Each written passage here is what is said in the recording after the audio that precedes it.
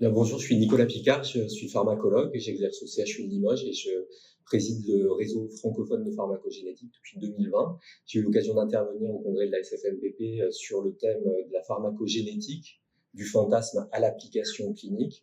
Donc c'est une intervention qui posait la question de où on en est aujourd'hui en France sur cet aspect de passeport pharmacogénétique. Pour faire simple, un passeport pharmacogénétique, c'est une liste de résultats qui sont générés à la suite d'une analyse et qui permettent d'envisager, de personnaliser la dose, de choisir un médicament qui serait plus adapté à son profil, au profil du patient qui a bénéficié de l'analyse. Aujourd'hui, techniquement, on se rend compte qu'on a la méthodologie pour produire ces résultats, les techniques pour produire ces résultats. On a eu l'occasion dans la session dédiée à ce thème d'écouter les résultats hollandais qui montrent que l'usage du passeport pharmacogénétique permet de sécuriser les traitements médicamenteux. Donc, on a la preuve de l'efficacité de la démarche.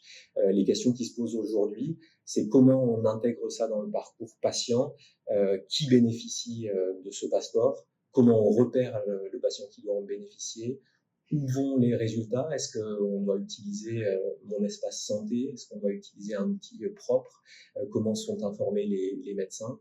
Et puis ce que faisaient ressortir les échanges dans cette session, c'est qu'il est important de sensibiliser les prescripteurs à l'existence de ces analyses, que les patients sont tout à fait en capacité de s'approprier cet outil. Donc ça, c'est plutôt favorable.